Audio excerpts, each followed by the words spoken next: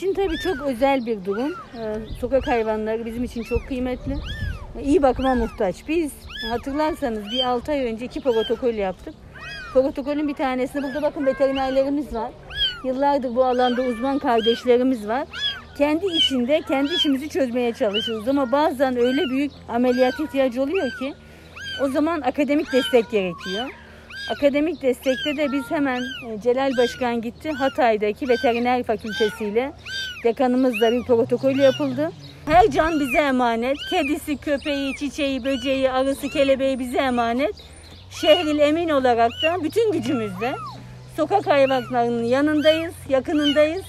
Onlar mutluysa biz mutluyuz, onlar huzurluysa biz huzurluyuz, onlar sağlıklıysa biz sağlıklıyız. Bizim 153 ihbar hattımıza bir tane ihbar düşmüştü. Bir tane hayvanın nefes almada zorluk çektiğini bildirmişlerdi. Bizim ekiplerimiz ambulansla giderek hayvanı yerinde tespit ettiler. Buraya geldikleri zaman bizim 6 tane veteriner hekimlerimiz bulunmakta.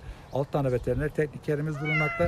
Onlar gerekli röntgenlerini çektikten sonra hayvanın akciğer yetmezliği ve aynı zamanda da pleurasında bir yırtık olduğunu tespit ettiler. Bunun üzerine bunu ihtisas gerektiren bir konu, uzmanlık gerektiren bir konu olmuştu. Biz de daha önce de Sayın Bakanımızın söylediği gibi Mustafa Kemal Üniversitesi Veteriner Fakültesi Araştırma Hastanesi'ne bir protokol imzaladık. Bizim burada bizim yapamayacağımız çok büyük ameliyatları orada yapacağı söylemişlerdi. Ve bunu kediyi oraya gönderdik. Orada Profesör Doktor Enes Hocam ve ekibi kendi ameliyat aldılar.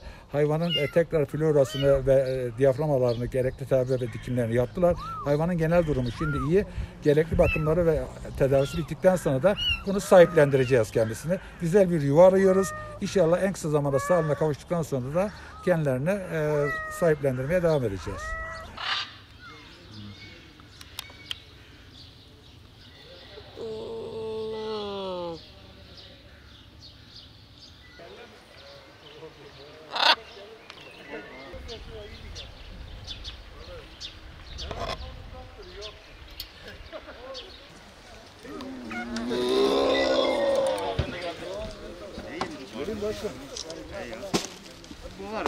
Adını da adını ne koyacağız? Boncuk koyduk efendim. Boncuk mu koyacağız? İsterseniz. Boncuk.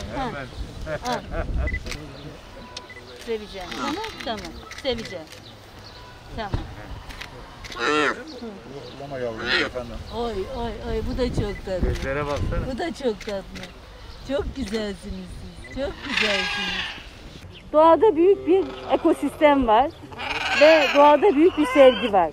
İnsan sevgisi doğayı sevmeyle başlıyor, hayvanı sevmeyle başlıyor, toprağı, suyu sevmeyle başlıyor. İşte buranın adı doğal hayat. Bazıları hayvanat bahçesiyle ilgili rahatsızlıklarını biliyoruz ama bizim hayvanat bahçemize baktığınız zaman büyük bir doğal hayat var. Kendi ekosistemi içerisinde hangi hayvan nasıl yaşaması gerekiyorsa o sistem burada temin ediliyor. 1 milyon metrekare yeşil alanın içerisinde ve şu anda tür ve sayı bakımından, biraz önce Celal Başkan söyledi, doğurganlık bakımından dünyada 4. Avrupa'da 3.'yüz. Bunlar bir ay önce buraya geldi. Gayet mutlu bir şekilde büyüyorlar. Nerede ne tür hayvan yakalanırsa hemen Orman Genel Müdürlüğü, Milli Parklar Genel Müdürlüğü buraya gönderiyor.